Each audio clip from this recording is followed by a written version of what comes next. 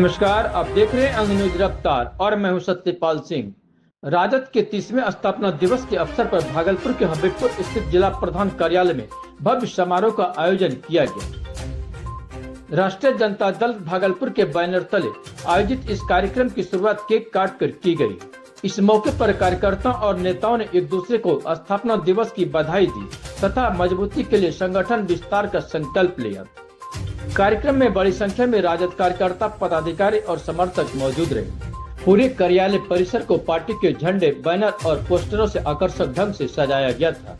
उपस्थित लोगों ने पार्टी के 30 वर्षों के राजनीतिक सफर, सामाजिक न्याय की विचारधारा और जनहित में किए गए कार्यों को याद किया। समारोह को संबोधित करते हुए नेताओं ने कहा कि राष्ट्रीय जनता दल हमेशा गरीबों, किसानों, मजदूरों एवं पिछड़ी जातियों के साथ खड़ा है। आने वाले समय में भी पार्टी को अधिक मजबूत बनाने और जनता के बीच संगठन को विस्तार देने का आह्वान किया गया। इस अवसर पर नाथनगर विधानसभा क्षेत्र के राजद प्रत्याशी जैड हसन, जिला अध्यक्ष चंद्रशेखर यादव सहित कई वरिष्ठ नेताओं एवं पदाधिकारियों ने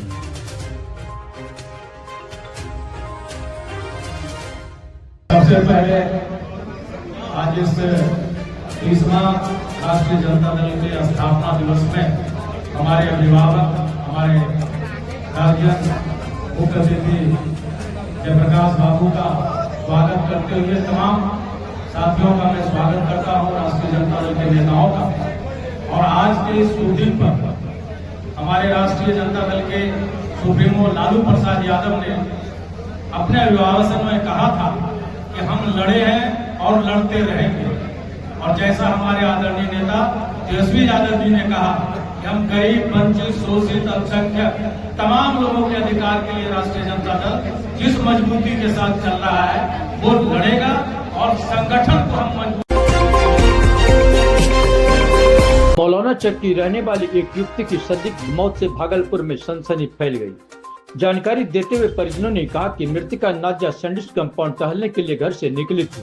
रात तक वापस नहीं आने परिजनों ने खोजबीन की, लेकिन कोई पता नहीं चला। अगले दिन तिलकामांझी थाना क्षेत्र से उनका शव बरामद हुआ। नाजिया के पिता का आरोप है कि उनकी बेटी की हत्या कर दी गई, लेकिन प्रशासन मामले की गंभीरता से नहीं ले रहा है। उनका कहना है कि 3 दिन बीत जाने के बाद भी पोस्टमार्टम रिपोर्ट उपलब्ध नहीं कराई गई है। उन्होंने यह भी आरोप लगाया कि जिस कपड़े में नाजिया घर से निकली थी, शव पर वह कपड़ा नहीं था। साथ ही गला और छाती पर चोट के निशान मिलने से हत्या की आशंका और भी गहरा गई। थाने में आवेदन दिया था? हाँ, हमने थाने में आवेदन दिया था। कल हमने मुजफ्फरपुर थाने में भी आवेदन दिया था, तिलकामांझी थाने में भी आवेदन दिया हुआ है। ये घटना है 30 तारीख को बच्ची हमारे घर से निकली थी और 1 तारीख को मेरे को उसका शव मिला। हाँ, बड़ी 1 तारीख को सुबह में मिली थी, सुबह निकली थी करीब 4:45 बजे के आसपास में।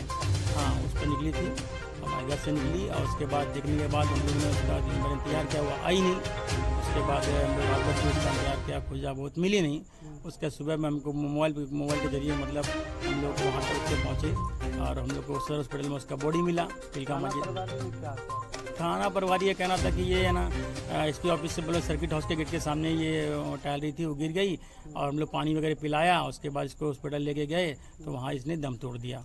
वरीय पुलिस महोदय से आप क्या चाहते हैं? वही पुलिस ये चाहते हैं कि हमारी बच्ची को जोन से ड्रेस पहन के गई तो वो ड्रेस में नहीं थी और जिस तरह बेचारी को जख्मी किया गया है, सब सीने पर, छाती में जख्मी किया गया है, सबको इस तरह किया गया है। उस बच्ची को मेरे न्याय मिलाए और जितना भी जहाँ कैमरा लगा, फुटेज कैमरा लगा, सबको खंगाला जाए, खंगाल करके उसको देखा जाए कि बच्ची वहाँ पर कैसे आई। आप लोग जो है कार्यकर्ताओं के साथ जो है नाजिया के घर पर पहुँचे हैं, उनके परिवार से मिले हैं, तो आप क्या चाहते हैं?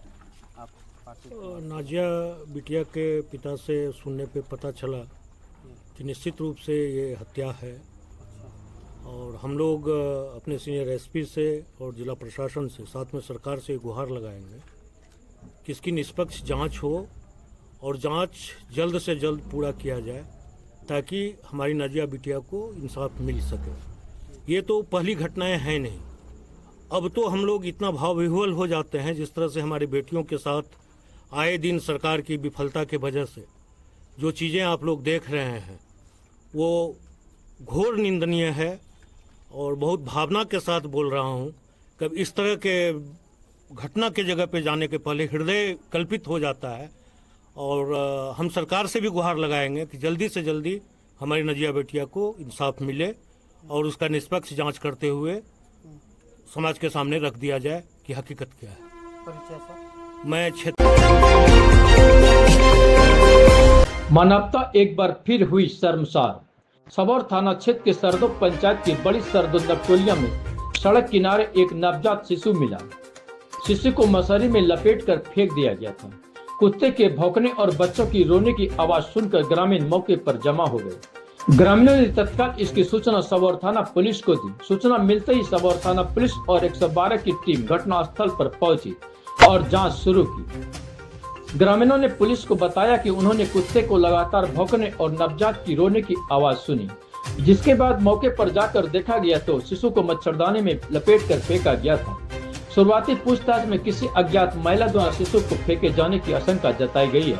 इसी बीच गांव के निवासी नीरज यादव ने नवजात शिशु को गोद लेने और उनका पालन पोषण करने की इच्छा जताई। पुलिस ने नीरज यादव का बयान दर्ज किया और कानूनी प्रक्रिया पूरी करते हुए शिशु को डॉक्टर से स्वास्थ्य जांच करवाकर उन्हें सौंप दिया। साथ ही पुलिस ने नीरज यादव को भविष्य में शिशु की देखभाल में किसी भी प्रकार की लापरवाही न बरतने की हिदायत भी दे दी। फिलहाल पुलिस नवजात शिशु को फेंके जाने वाली महिला की तलाश में जुट गई है। नीरज कुमार। मामला क्या था? मामला क्या है हमको क्या पता, हमको पता नहीं था। हम बच्चा मेरा पापा आए हैं कहीं। और बच्चा पाए हैं कहने की रो रहा था जंगल में, कहीं फेंका, कोई फेंका था। हाँ किसका हुआ नहीं हुआ सर, जंगल में फेंका तो देखा तो उठा के लाया। हाँ पालेंगे हम, वो पालेगा। हम पालेंगे नहीं तो खत्म।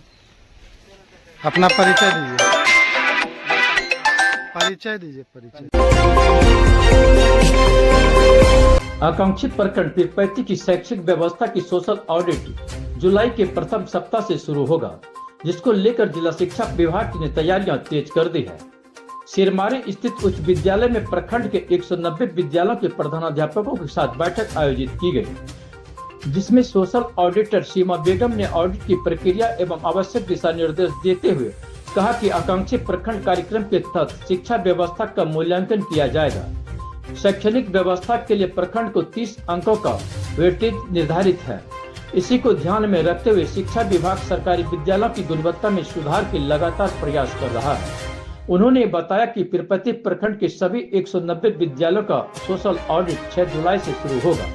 प्रत्येक विद्यालय में 6 दिनों की प्रक्रिया चलेगी, जिसमें 5 दिनों तक विभिन्न बिंदुओं पर सोशल ऑडिट किया जाएगा, जबकि छठे दिन ग्राम सभा आयोजित कर ऑडिट से संबंधित निष्कर्ष और सुझाव साझा किए जाएंगे। अपना परिचय दीजिएगा। मैं सतीमा बेगम, DRP social audit, DRDA Bhagalpur. अच्छा, ऑडिट के लिए मैडम पीरपैती प्रखंड आए हुए हैं, क्या कुछ ऑडिट होगा, किस किस जगह ऑडिट किया जाएगा? आज समग्र शिक्षा के ये पीरपैती ब्लॉक के सभी स्कूलों का सभी प्रिंसिपल को बुलाया गया है। 6 जुलाई से यहाँ समग्र शिक्षा का ऑडिट होगा सभी स्कूलों का।